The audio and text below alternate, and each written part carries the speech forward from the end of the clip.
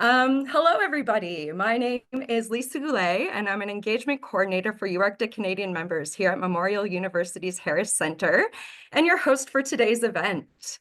The University of the Arctic is a network of universities, colleges, research institutes, and other organizations concerned with education and research in and about the North. We have people from all over Canada and the Arctic in this webinar today, so I'm very excited to have such a big reach with this webinar.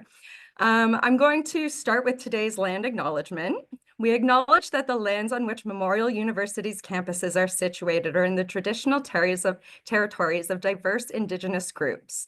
And we acknowledge with the respect and diverse histories and cultures of the Beothuk, Mi'kmaq, Innu, and Inuit of this province.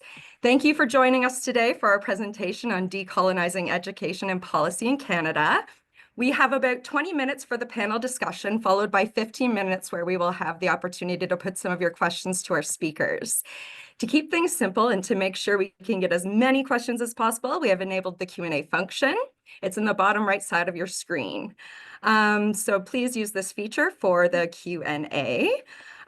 Feel free to post your questions throughout the session and try to keep your questions nice and short. Lastly, I would like to remind you that the session is being recorded and all those who registered will receive a link to this webinar in a follow-up email. And without further ado, it is with my great pleasure to officially introduce our moderator, Kirk Anderson. So Dr. Anderson is a member of the Makapaskay Northern Peninsula Mi'kmaq Band and the Newfoundland Indigenous Peoples Alliance.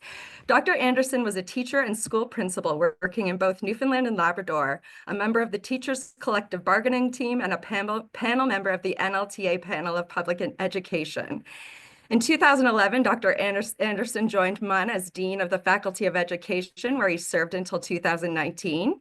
He is the former president of the Association of Canadian Deans of Education and has been a member of UArctic Indigenous Issues Committee from 2012 to 2020, the Thematic Network for Teacher Education, Social Justice, and Diversity from 2016 to present, and the VERT Thematic Network from 2018 to present. He's also senior editor of the Morning Watch Journal and of Social and Education Policy, and is currently the UArctic Chair for School Effectiveness and School Improvement.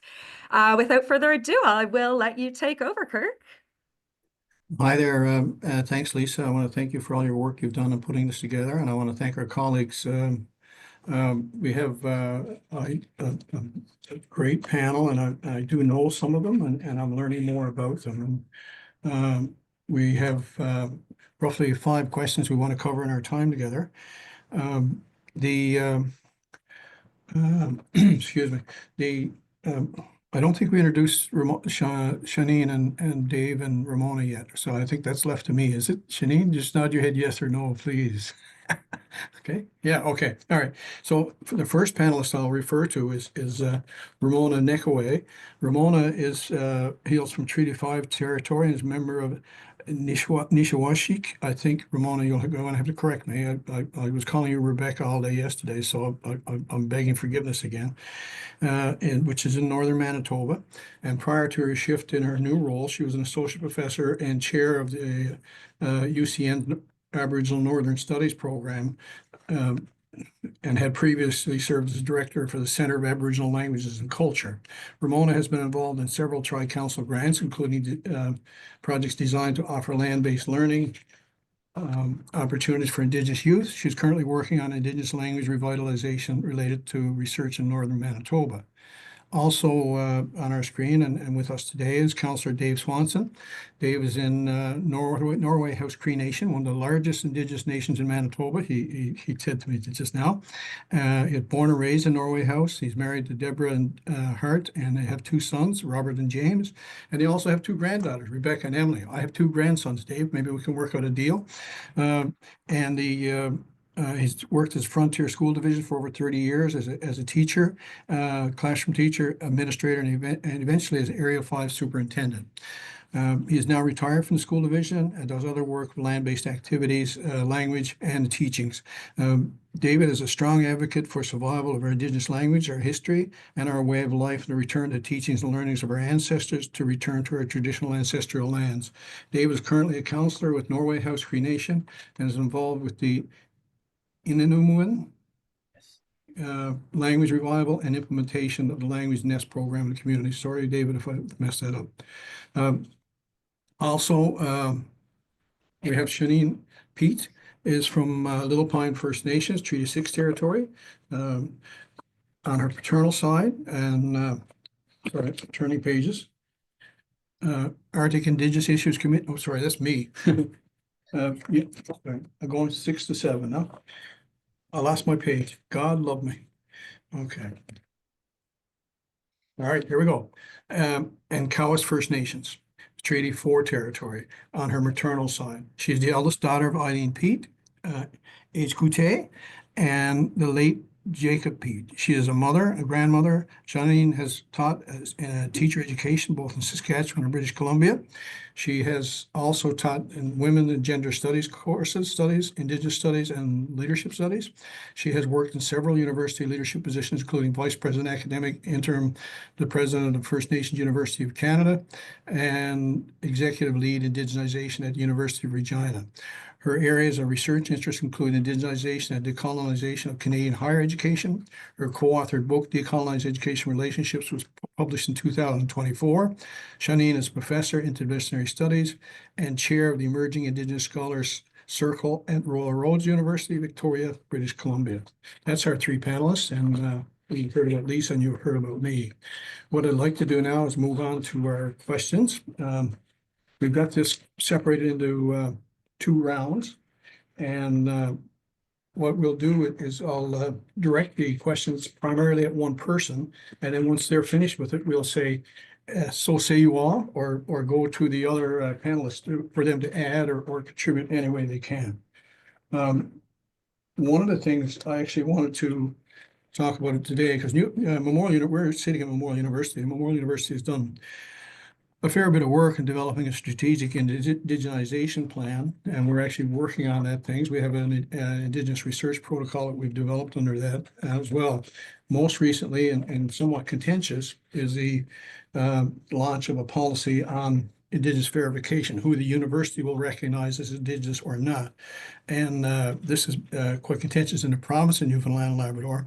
But more generally, there's a discussion ongoing across Canada about how Indigenous peoples will define themselves, how we will recognize or determine who is and who is not considered Indigenous and what those parameters are.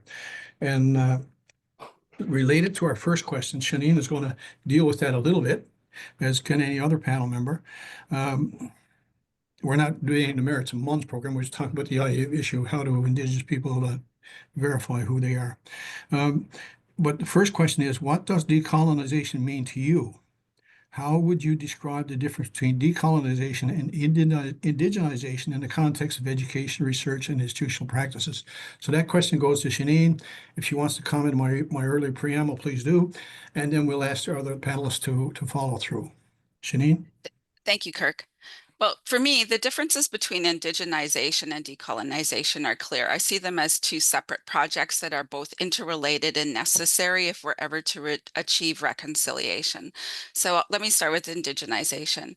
For me, indigenization as operating in 2 different ways in the academy. First, I see it as recentering Indigenous ways of knowing, being, and doing, informed within the local context.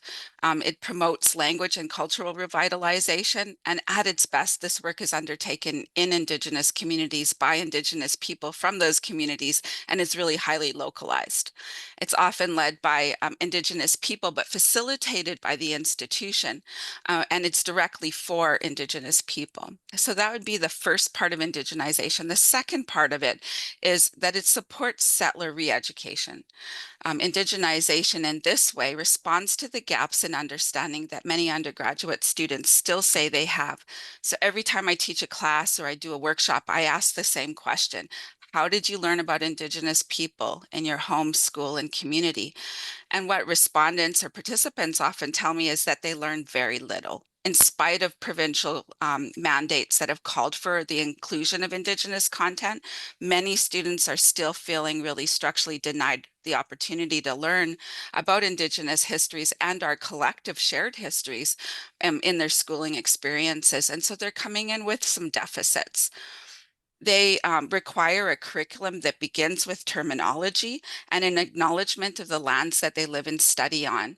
And then they need a general overview to treaty making and colonial impacts, introducing them to the colonial systems of education, law, policy, etc., in their area of study, and to then consider what their responsibilities are to advance that discussion into their chosen profession or area of study.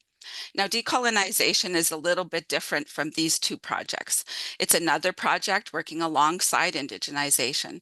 And this project begins with an examination of colonialism and its effect, not only on Indigenous peoples, but on settler peoples themselves. So settlers report that they are structurally denied the opportunity to learn about our shared colonial past, and instead they're offered a narrative of colonial benevolence and or of settler meritocracy. So what they're raised with is this story of hardworking people who came to Canada and made this country what it is, right? Well, that's only part of a story. So when colonialism is absent in the curriculum, supremacy is masked. And ongoing settler colonialism is supported by coloniality, or the logics of elimination, extraction, and separation, which are rooted in hierarchies of difference. So coloniality reinforces separations from the land and non-human others, promoting land as ownership and not relationship, promoting extraction for monetary gain in a global capitalist society. So logics of separation promote divisions between us based on class, race, gender, sexual orientation, religion, and spirituality. And in university, this maintains hierarchies of knowing, which marginalize Indigenous ways of knowing. Indigenization and decolonization are two very different yet related projects, yet often decolonization is interpreted as cultural inclusion. But inclusion approaches do little to affect institutional reforms that decolonization seeks. Only with indigenization coupled with decolonization, when they're undertaken together, can we ever hope to achieve reconciliation in this country. Now, I want to talk to the first part of your question, which had to do with identity verification and identity substantiation.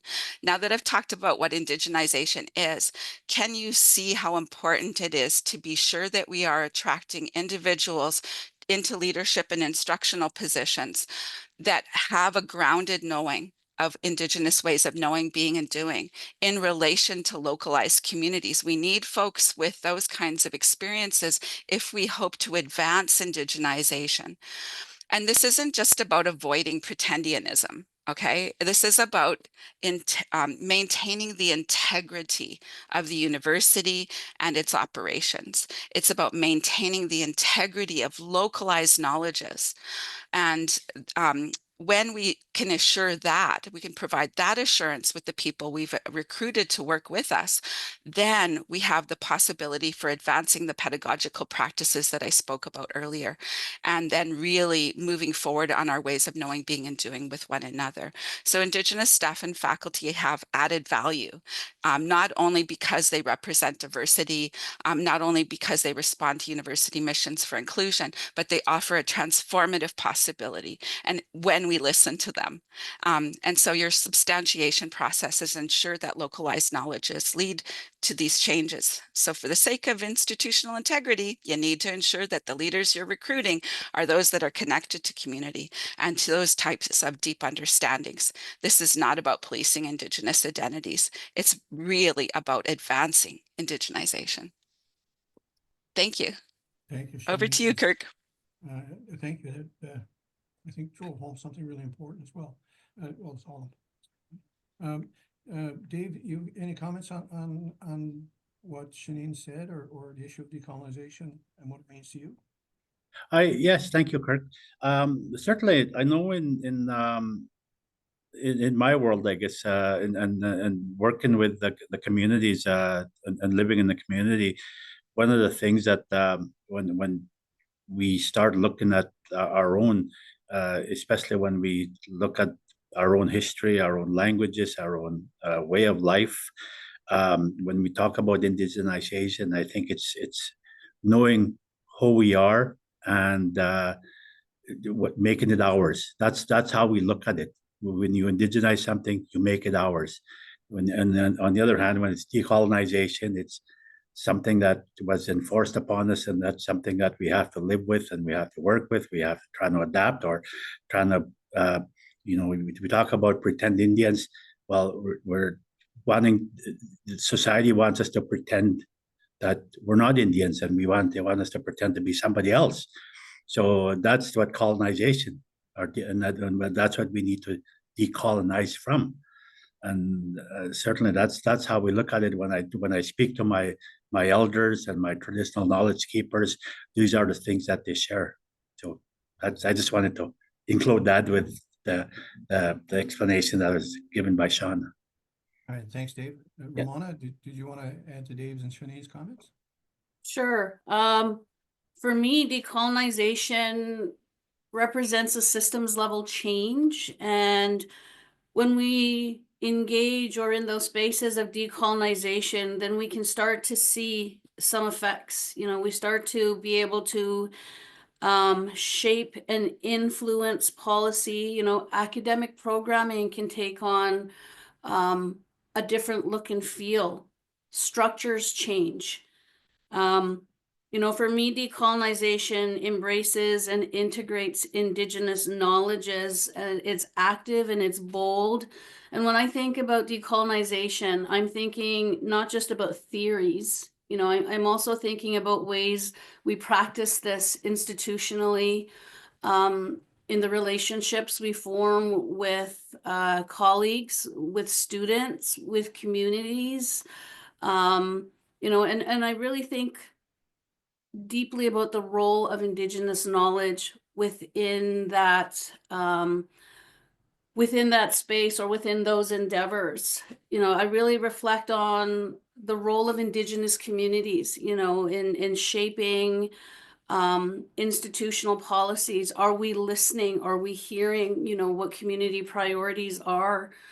And, when we think about knowledge, it's also reflecting and maybe reorienting ourselves, to reflect on what knowledge is, who produces it. For me, decolonization, it includes, co-producing knowledge with Indigenous communities. I think a lot of us as researchers, as folks working within the academy, we've heard the stories of research, and the imbalance of power that exists. And so, I'd like to reiterate Shauneen's point. Decolonization and indigenization is very interconnected. And for me, indigenization is kind of a project by project implementation, or kind of sort of, it's described, I heard it described at a conference last year on the East Coast by a local scholar there as a best practices. And so both of these projects, they require commitment, to make change. We need to engage in meaningful engagement with Indigenous scholars, communities, decision makers, as PSIs, also with our students. Is our programming responsive? Have we taken on, opportunities to shape that differently? So I'm going to hand it back to you, Kirk. All right, thank you, Ramona. I appreciate what you said, and it's actually fairly consistent, which is correct to me. Okay, second question. Now, the second question goes to Dave. We've done a heavy analysis to decide who has the best expertise to comment on each question. So Dave will eloquently go through our second question, which is, and we're going to ask, in what ways are Indigenous educators and knowledge holders working to reclaim or revitalize knowledge systems that have been dismissed or disrupted? So feel free to draw on your own practice course, Dave. I can read it again if you want. Thank you, Kirk. Well, I think, as I mentioned, in working with elders and working with traditional knowledge keepers and Indigenous educators, one of the things I find is that especially with the traditional knowledge keepers, is that they tell us that we've been working to preserve our ways, our languages, our history for many years already, even throughout the times when it was banned and it was illegal in Canada to do this. You know, some of our elders that we worked with in the past that live on along the Alberta First Nations tell us that they when they were coming around to gather the people to take them residential schools and whatever else, that a lot of the First Nations people fled up to the mountains, and that's where they remained for years. And then these are the people that kept, you know, the traditions, the languages, and the history alive by you know, continuing to practice. And I know in our northern Manitoba history, you know, some of our elders share that they had to venture out into the wilderness, miles and miles away from the churches and the police and everybody else, so that they could go practice their dances, their ceremonies, and everything else, just to keep them alive. So I think they, you know, so they've continued to work on that, regardless of what was placed in front of them, or tried the policies and everything else that tried to take away from that. I know right now we work and continue. You know, they say our elders and our traditional keepers are telling us the best way for us to continue to preserve and maintain is to go back to the land, go back to our ancestral lands. So a lot of our ways and our teachings are even in our schools currently, that we take these students back to the land so that they could go learn. They could go learn the language, learn our ways, learn the survival skills, learn medicines, learn how to, you know, the anything that has to do with that. The other thing that I from our traditional law keepers that teach us is that anything that you want to know about us is ingrained in our language. So anything that you want to learn is in our language. And an example of that is just a quick example I'll use is that in our Cree language, in the Newfoundland language, the berries, for example, and I'll use the strawberry as an example. In our ways, when we talk about what a strawberry is, we call it mitehemin, and what that means is heartberry. So anything that, you know, we know that the strawberry, the roots and its medicinal purposes is good for the heart, and for you know, some of the medicines that are produced that benefit the heart are taken from the strawberry or the strawberry root, and all the berries are like that, and all, so, you know, certain animal parts, and they have certain names that are tied to what the medicines are. So for us to, that's how we're going back. That's how we maintain. That's how we continue to preserve and promote those. You know, as one of the things I've gotten to find out in our like the archaeologists and historians and so forth, that non-Indigenous ones that I've met all through my years of work, I haven't met one yet that is a non-Indigenous that has supported our oral history, our oral traditions, you know, informing people and trying to teach that non-Indigenous people that the way that our you know, basically the world, the natural world around us is, you know, and how long we've been in this territory here, and because what I find is that every non-Indigenous historian archaeologist I've met is that they've tried to prove us wrong. They try to prove us we come from overseas across a certain bridge or something like that. And while the rest of our ancestors are saying, no, this is where we were. We've always been around here. So that's how we continue, and that's how we will try to preserve this. That's the work that our knowledge keepers do. Thank you, Kirk. All right, thanks, David. And moving on now, maybe Ramona, would you like to make a few comments on that question or what Dave said? Certainly. I absolutely would. So As you noted in the little blurb that you read about me, we're currently involved in some pretty innovative language reclamation work or language recovery, first language recovery work. And I have to tell you, you know, we've been very blessed to work with some amazing knowledge keepers, and I have to, you know, thank those Indigenous elders and knowledge keepers for their steadfast commitment and their resolve to preserve Indigenous knowledges and language. And as institutions, as researchers, I think we have to continue to do the work of making space for those knowledges and learning to listen. You know, that's one of the things that it took a while to learn as a researcher. You know, just the ability to sit back and listen and take it in. You know, we're kind of, you know, we're trained in certain ways to be researchers, and you know, it's a different dynamic working with knowledge keepers, you know, who are fighting against systems, are working against systems, maybe is a better way, you know, that have dehumanized Indigenous communities and knowledges for centuries. And so I think Indigenous knowledge keepers that we've certainly worked with have this passion and this drive and a commitment to sharing that knowledge for future generations, you know, and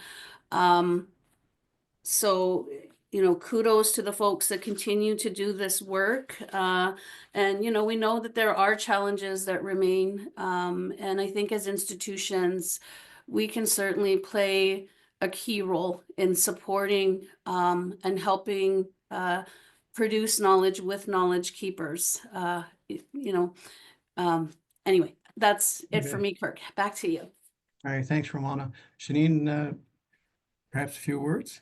Absolutely. Thank you so much. I'm going to build off what Ramona just said. In order to affect change and effectively support the types of indigenization efforts that Ramona and Dave have both identified here, the institutional responsibilities are towards decolonizing the different kinds of structures within the institution. One of those structures has to be our collective agreements. Our collective agreements need to begin to acknowledge the different kinds of work that Indigenous scholars do within community, that it takes long time. It's built up relationships over time that require maintenance.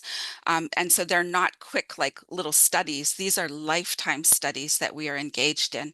They also require us often to be in community, in ceremony, as language learners.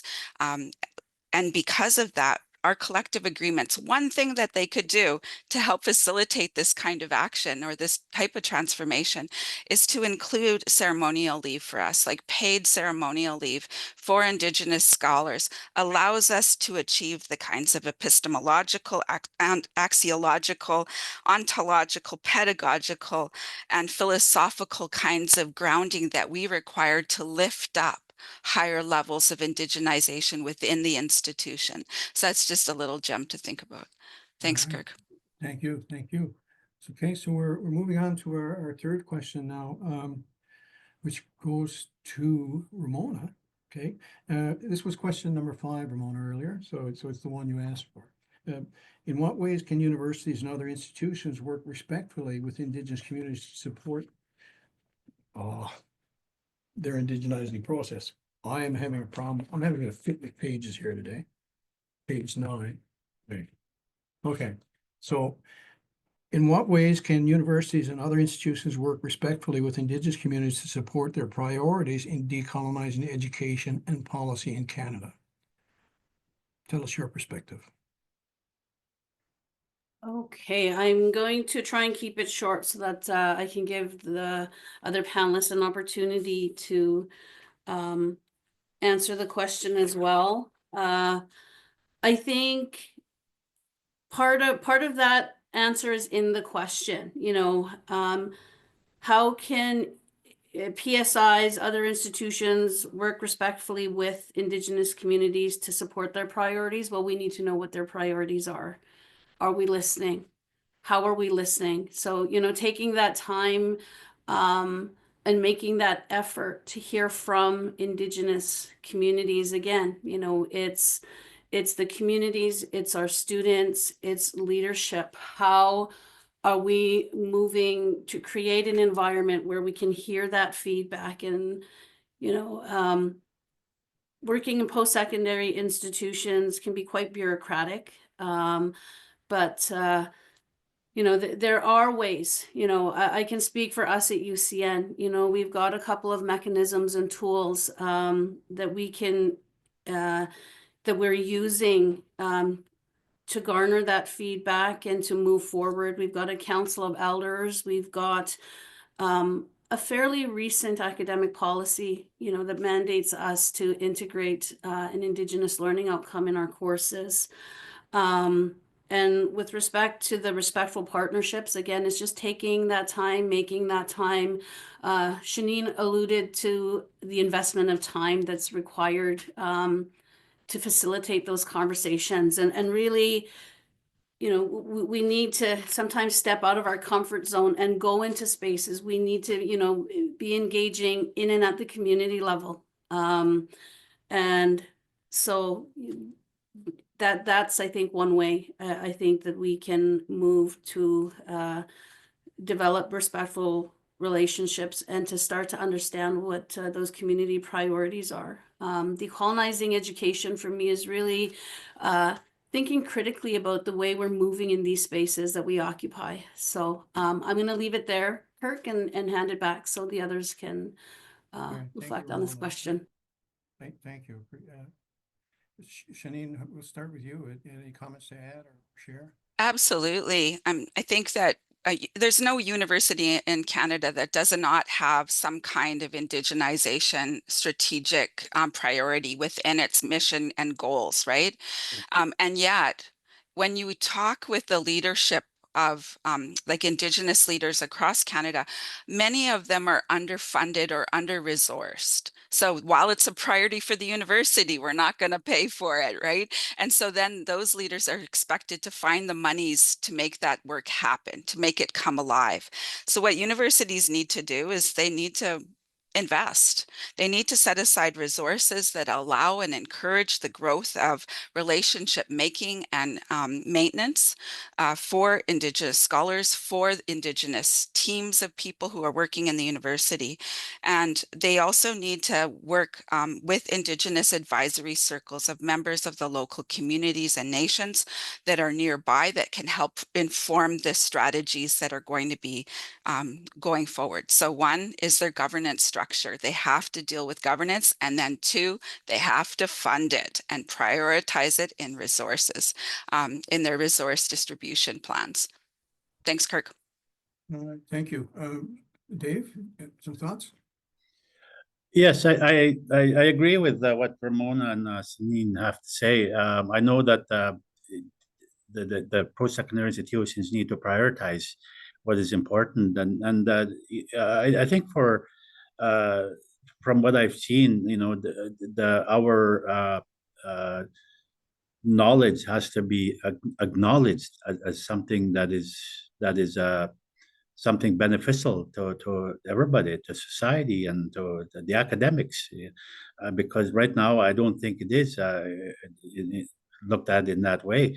When universities or institutions want to work in partnerships with the communities, you know, they have to be willing to meet us halfway. You know, it's my experience has been when they want to work with us, it's usually very minimal input that we have into it, and also it's the attitude is, you know, we have the knowledge, it's our way, or you know, this is the way it's going to be, because most times they have the funding as well.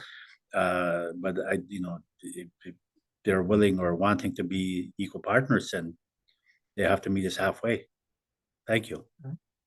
Thank you, David. Now we're about to move on to take questions from participants. There are about 78 souls out there, and so we want to get to their questions. We did have some thoughts on Western frameworks and perspectives that other questions that we've actually shared in a roundabout way. One of the things I wanted to say before we turn this over to question and answers, it's a need for leadership to take this serious and invest in it. And I recall CBC actually was talking about budget, and what they said about our governments is that they will eventually do the right thing. And the guy paused, and he said, after they've exhausted every other possibility. So we actually may be there. They've tried everything else, so now we have a chance to make some success. But I do think there's goodwill out there. I think I served on month as executive, the Faculty Association executive here for a year, and on that executive in the university community largely. There's a lot of goodwill to do the right thing. There's just a lot of confusion about how to get there, what their part is, and whom they should be listening to. There was that concern about where to get the advice they need to move forward. So, and then you've got things like the collective agreement and all the things we like to do, our rules. Okay, so we're going to move to questions and answers, and I think we're transitioning so Lisa is going to feed me some questions. Or Lisa, do you have a list of questions you can read? Because I don't see them. I will feed the questions to you. Okay. Yeah, I'll send the first one right now. All righty.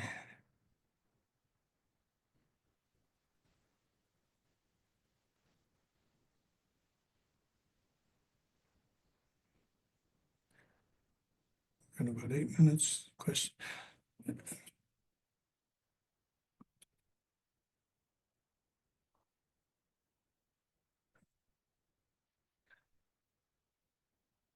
Lisa, perhaps you could read the question because I'm not. Okay. Not a problem. Put your questions. I was supposed to tell you to put your questions in the Q&A section, and then she can forward. Now I think I can find the Q&A actually. Yeah, sure. While you're looking for the Q&A, I'll just read out a couple of the comments that we had Okay. from the group. So, identity and belonging are important features of reconciliation. Agree that institutions have a responsibility and that this needs to include ongoing relationships with Indigenous communities who need to be a part of identity conversation. Part of the operational consideration is about sharing capacity with the communities to engage in the conversation, not only the promises of sharing access, resources for those who embrace an identity. So thank you for that comment. Does anyone have anything to add to that comment? Any Feel free to thoughts pitch on in. Okay. that? Okay. So another comment we have is the flip side of Shauneen's comment about giving Indigenous scholars time to work in communities. Love ceremonial leave. At the same time, institutions are making huge demands of Indigenous scholars to help them with indigenization. So Indigenous scholars also need freedom from those demands. Thank you so much for that comment as well. I don't know if anybody wants to add on to that. And if not, I can take an answer, or I can take that one. One of the things that we see happening in some of the collective agreements across Canada is that some Indigenous faculty are able to, within the agreement, have a reduced teaching load in order to acknowledge the fact that they have a really heavy service burden. So for example, they're on every hiring committee, they're on the action committees, they're on the reconciliation committee, they're on every grad students committee. Like their service load is so high, but there has to be an offloading of other responsibilities elsewhere. So first off, the recognition in a collective agreement that workload is not fairly distributed. Two, that there's some shifts that would happen within that workload. And I heard Nagani Sinclair talk about the necessity for including in community service, like Indigenous community service, as one of the 4 parts of work. So service, teaching, research, community service. And that if that was recognized within the collective agreement and we reported on that, then our true workloads would be recognized and our colleagues could see what the service load is for us in the work that we do to advance the goals and the mission of the university. excellent. Thank you so much, Shauneen. Kirk, did you want to take over or did you want me to continue? I'm going to take, there's a question here. Okay, perfect. I like. This is I can't hear you very well. If you could maybe speak a little bit closer to your mic. You know what? I have my papers on top of my mic. Can you hear me better now? That's perfect. Okay. Thank you. I put my papers on top of my microphone. Not a good idea. Okay. Hannah McLean, she talks about talking Yang caution that decolonization is not a metaphor to emphasize the need for repatriation of Indigenous land and life. As Indigenous leaders actively engaged in decolonization and policy, how do you navigate or respond to the ways non-Indigenous institutions often co-opt decolonizing language in ways that may dilute or sidestep its true demands? And you're nodding your heads because you know. And I remember in our Senate when we looked at a proposal for law school, there was a list there of how the university would contribute to indigenization and Indigenous issues. And my response is, if you are honestly going to do this, then include that in your proposal for the law school. If you are not, then take it out because that's offensive. And so how do we prevent that? Because a lot of people will use that language. Shauneen, you can start. Dave, and Ramona, how about that? Sure, I can take a run at it. Well, I love the question because it is this really important reminder for us that this isn't another form of social justice at all. That this is about disrupting the dominant ideas about land. Land as property, land as ownership, land as necessary for extraction, instead of being in relation with land, which is a very, very different idea. So in terms of curriculum, if we make that emphasis through courses in sustainability and environmental education, but taking those ideas even further to the business school, to governance studies, to education, to legal studies, that shifts the narrative that just normalizes global capitalism and materiality and moves to the ideas of relationality in a real deep way. So that's the first part of that question. The second part is I work at Royal Roads University, and we're going through a process of repatriating land or engaging in discussions with the Songhees and Esquimalt nations about the return of the land to those people, to those nations, because it's the right thing to do. Yeah, it's the right thing to do. Okay. Thank you. Thank you. Dave or Ramona, any thoughts? I think first of all, for me, the start has to be acknowledging the lands that we live on, acknowledging that for the non-Indigenous institutions, and I've had experience with this in working with the school systems in Manitoba, where working and trying to convince the rest of the whole province, the school superintendents, in regards to the importance of teaching every student in this province the history of the treaties, the history of the residential schools and so forth, and that to let them know that they are all impacted by the treaties in Manitoba, every single one of them, and for me to convince them. So I think it's important that acknowledging that part first, and the land, the history, has to be done. And you're right. If they're going to have something on their mission statement or whatever they're going to have, and they're not committed to it, then yeah, take it out. It's offensive. If they're going to do this, they have to go in all in. Thank you. All right, thank you, Ramona. Okay, you're okay? Okay, I'm going to go to the next one. We have two more questions, and I think we're getting close to time then. And there's two more, and I'll read them out, and I'll respond to one, and we'll go to the field, to the panel for the rest. We have Rehan from Tampere University in Finland, and forgive me if I'm pronouncing the university wrong. He says he's doing research on colonization and self-determination in the circumpolar world, particularly in residential schools and state-driven education. And he talks about recent policies emphasizing reconciliation and decolonization, and that many Inuit still face barriers to accessing culturally appropriate education. Sounds familiar? How can policy in Canada be more effectively shaped by Inuit voices?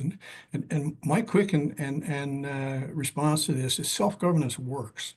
If you give, and it's not simply give people, if you return to people their legitimate right to determine their future, they will make the right decisions. They have the capacity. They've done it for millennia. They can continue to do it again. A proof point would be for us, Nunatsiavut in Northern Labrador, with our Inuit Bachelor of Education program. It was controlled, administered, informed by them richly. And we had 13 graduates who are in their school system, most of whom are in their school system today, contributing to decolonization and indigenization, and they're finding the path, you know. So it's yeah, let's get to meaningful self-governance for Indigenous peoples, return it to Indigenous peoples in a way that our nations can relate equitably.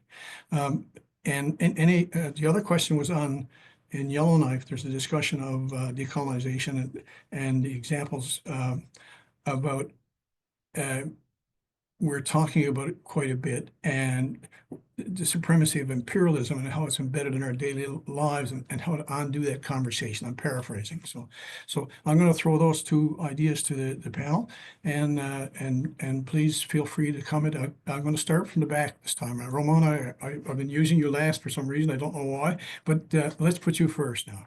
Okay, I need that was a big long question. So Kirk, can you rephrase the question? Part of why I was struggling a little bit, I'm trying to look between the different functions here on the computer, between the question and the chat, and so well, the first question was on the Arctic communities and how how do you actually return control or culturally relevant education to the Inuit in the north? Focus on that. That was the question from Finland, and he does mention self-governance, and that was part of my response.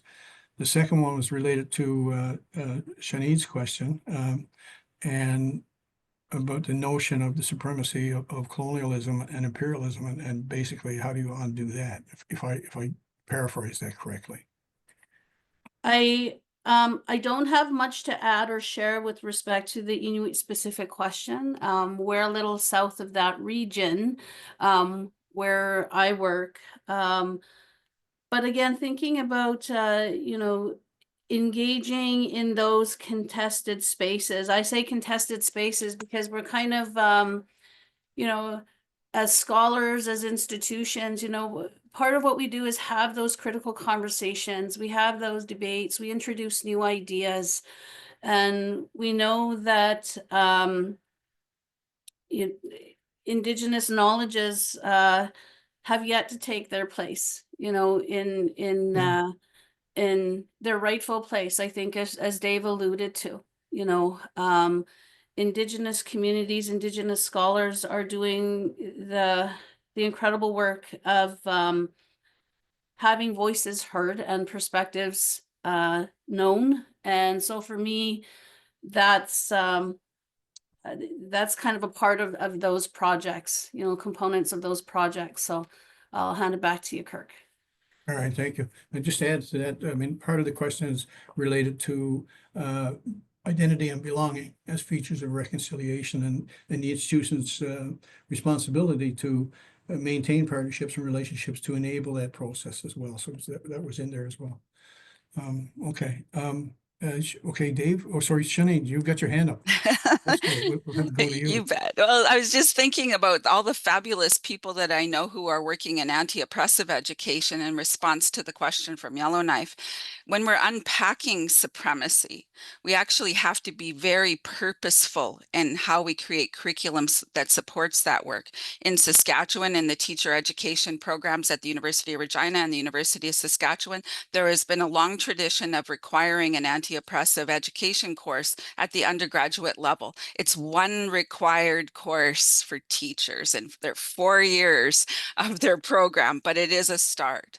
At the University of Victoria, the Faculty of Education Indigenous Education program created a 10-course suite of courses for working teachers to help them achieve a specialization in indigenization. And the final course in that series is called Settler Decolonization.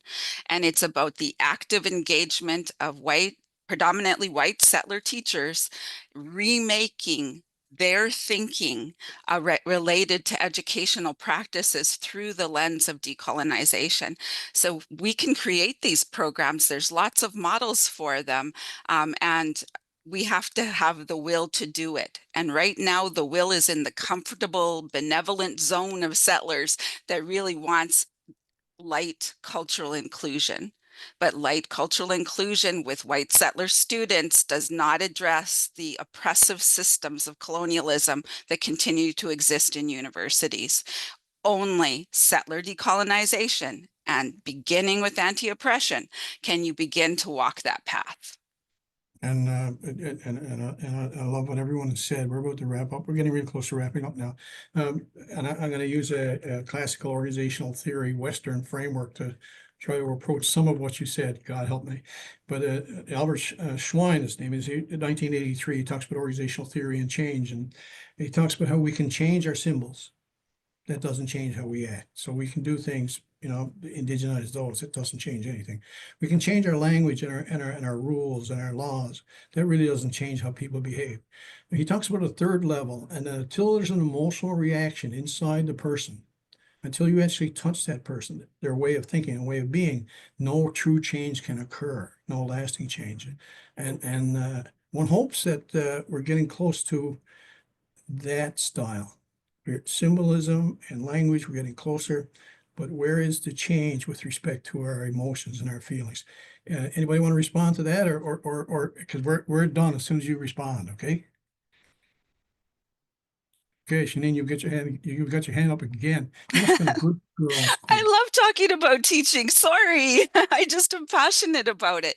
White settler students are eager to do well. And in teacher education, they may not know that this is the curriculum they need, but when they get it, they want to disrupt their settler legacies. They want to disrupt the hierarchies of difference, and they want to be active agents of change in transforming the Canadian education system. We have to create spaces for them to achieve that vision. That's reconciliation, right? Yeah. And at the same time, our people need to be growing and advancing our ways of knowing, being, and doing, because it's what helps us to thrive. And that too is reconciliation education. And that's a powerful thought. The Canadian Deans of Education online have a Dean's Accord on Indigenization that started in 2010 by Joanne Archibald and company. And it really is a powerful statement. It's been revised recently. It's stronger, and it's a good reference point for many people. Dave and Ramona, any closing comments to any of this that you wanted to make? Dave first. No, just the fact that we have a long way to go. There's every day we hear something on the news of still the question is how far have we come with reconciliation and truth, and because some ignorant person or a politician or something posts something or says something ignorant, and regardless of what we've done so far. So we got a long way to go yet, but we continue fighting. Thank you. Thank you. Ramona? And I'll just echo that, the work of decolonization is, it can be exciting when we kind of are in those spaces where change is possible, but it's also pretty daunting, when we think about the work ahead. I think we also have to remember that our non-Indigenous friends have a role to play in that. As Indigenous scholars, as Indigenous communities, our knowledge keepers, our elders, we cannot burden that alone. We cannot carry that alone. So we need an openness and a willingness to walk the path together, which is kind of in the same spirit as some of the treaty making, that our elders talk about, and that shared road. So I'll leave it there. Thank you. Colleagues, if it's change and we do it alone, it's daunting, probably unachievable. But if we build community, we have our home communities, we have a community here today.